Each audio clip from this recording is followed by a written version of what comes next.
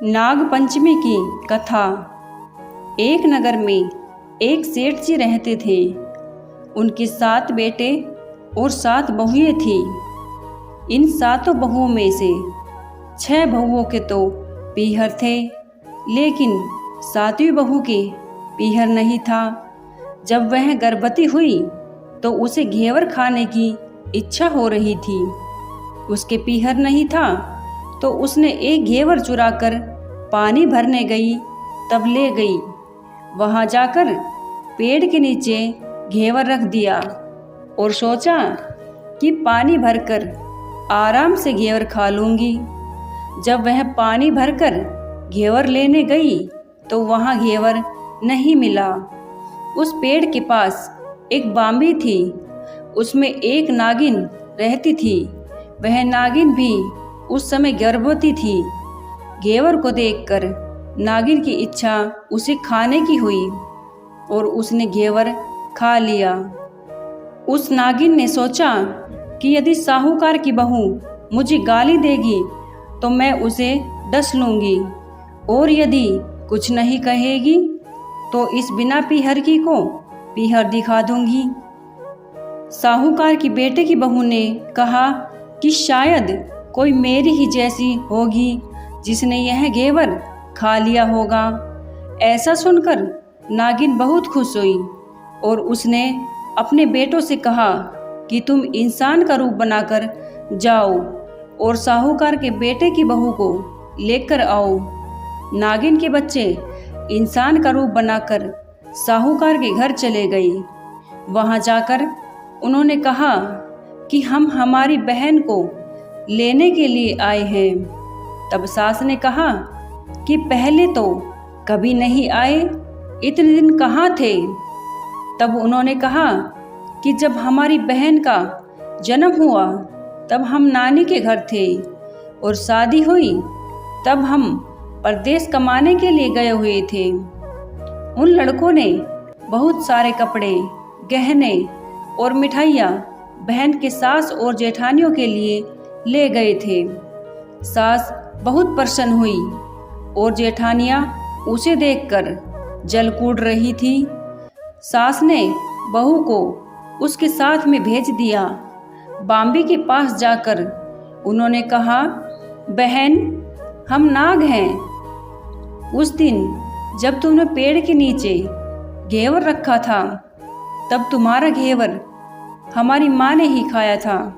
उन्होंने तुम्हें अपनी बेटी माना है, इस नाते से तुम हमारी बहन हुई। बहन, अब तुम हमारी पूंछ को पकड़ लो और डरना मत। उनके कहने पर वह पूंछ पकड़कर बांबी में चली गई। वहां पर उन्होंने उसे बहुत लाड़ प्यार और सुख से रखा। वहीं पर उसने एक लड़के को जन्म दिया। जब उसका लड़का थोड़ा बड़ा हुआ तब की बात है, पड़ोसन ने साहूकार के बेटे की बहू को सिखा दिया, अगर तू तेरी माँ की इतनी ही लाडली है तो तू तेरी माँ से कहना कि आज तो नागों को दूध मैं ही पिलाऊंगी। पड़ोसन का ताना उसे सहन नहीं हुआ। वह माँ से जिद करके नागों का दूध ठंडा करने लगी। अभी तक दूध ठंडा नहीं हुआ था, उससे पहले ही उसके बेटे ने घंटी बजा दी। घंटी की आवाज़ सुन छोटे बड़े सारे नाग दूध पीने के लिए दौड़ पड़े। जब उन्होंने दूध में मुंह लगाया तो बहुतों का मुंह जल गया। तब नाग क्रोधित होकर बोलने लगे कि हम हमारी बहन को काटेंगे। उसकी माँ ने उसे समझाते हुए कहा कि इसे मत काटो, यह तुम्हें आशीष देगी। तब साहूकार के बेटे की बहू ने कहा, जियो म्हारा नाग नागिनी, जियो म्हारा खंड्या आंड्या वीर, वीर उठावे देखणी रो चीर, चीर तो फट जावे पण वीर जीता रहवे। थोड़े दिन बीत जाने के बाद पड़ोसन ने फिर से ताना मारा कि यदि तेरी माँ तुझ पर विश्वास करती है तो तुझे 7वें कोटे की चाबी देती। उसने माँ से जिद करके चाबी ले ली और जब ताला खोला तो अंदर झूले में बाबा नाग झूल रहे थे। उसने बाबा नाग से कहा, सत सिया राम राम बाबा। उन्होंने कहा कि तूने सत सिया राम कर लिया, वरना मैं तुझे डस लेता। तब उसने कहा कि आप तो मेरे पिता हो, मुझे कैसे डस सकते हो। और बोली, जियो नाग नागिनी, जियो वासुकी नाग, जीण मेरो लाड़ लड़ायो 9 करोड़ को हार। नाग देवता ने उसको 9 करोड़ का हार दे दिया। माँ ने अपने बेटों से कहा, बाई तो अब बड़े घरों में हाथ डालने लगी है, उसे घर पहुंचा दो। नागों ने साहूकार के बेटे की बहू को बहुत से गहने कपड़े दिए और ससुराल पहुंचा दिया। थोड़े दिन की बात है, उसका बच्चा झाड़ू तोड़ रहा था।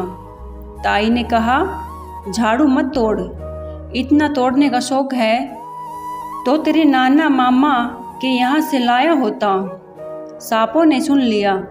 माँ से जाकर कहा, माँ ने कहा 2 झाड़ू सोने की बनवाओ, 2 चांदी की बनवाओ और दे आओ। ताइयाँ देखकर जल गई, कहने लगी, इसके तो ताने मारने से धन बढ़ता है। कुछ दिनों के बाद की बात है, बच्चा गेहूं बखेर रहा था। ताई ने ताना मारा, गेहूं बखेरने का शौक है तो नाना मामा से ले आता, हमारे यहाँ तो मत बखेर। सांपों ने सुन लिया। जाकर माँ से कहा, माँ ने कहा 2 बोरी दाने सोने के घड़ाओ, 2 बोरी दाने चांदी के घड़ाओ और दे आओ। ताइया और जल गई, कहने लगी, इसे ताने मत मारो, इसका धन बढ़ता है। छोटी जिठानी लकड़ी लेने गई, वहाँ सांप था। उसने सोचा सबसे छोटी को बेचना चाहिए, सांप उसे खा जाएगा तो मुसीबत मिट जाएगी। छोटी बहू लकड़ी लेने गई तो वहाँ सांप बैठा था। बोली, भैया राम राम। सांप ने झट से बिछुए दे दिए, पहनकर छमछम करती चली आई। जेठानियाँ देखकर जल गई। 2-4 दिन बाद पान की गड्डियों में सांप दिखा तो बड़ी जेठानी ने सबसे छोटी को पान लेने भेजा। उसने सोचा आज अवश्य सांप काट लेगा। सांप को देखकर छोटी बोली, भैया के घर क्या हाल चाल है? घर में सब ठीक तो है? सबको मेरा राम राम कहना। सांप ने मुंदड़ी पहना दी। जिठानियाँ फिर जल कूद गई। उसका पति दुकान से आया, तब सिखा दिया कि तेरी बहू के तो सांप और बिच्छू से दोस्ती है। साहूकार का बेटा अपनी बहू से रात को कहने लगा, सच सच बता, सांप बिच्छू तेरे क्या लगते हैं जो तुझे काट खाने की बजाय गहने देते हैं? बहू ने कहा, वो तो मेरे भाई भतीजे लगते हैं। फिर उसने सारी बात अपने पति को बताई। पति ने कहा, तो क्या तेरे भाई भतीजे तुम्हें ही बुलाते हैं? कभी अपने जमाई को यानी हमें तो बुलाते नहीं हैं। आने कोने में छुपे सांपों ने बात सुन ली तो जाकर अपनी माँ से कहा। माँ ने कहा, दोनों को बुला लाओ। वे इंसान का रूप बनाकर दोनों को वह बच्चे को बुला लाई। खूब कपड़े गहने देकर तीनों को विदा किया। ऐसा समर्थ पीहर नाग पंचमी की कहानी कहने वालों को, नाग पंचमी की कहानी सुनने वालों को सबको मिले। जैसी अनपीहरी वो पहले रही थी, किसी को भी न रखे। दोस्तों, वीडियो को लाइक, शेयर और सब्सक्राइब ज़रूर करना। मिलते हैं अगली वीडियो में। धन्यवाद।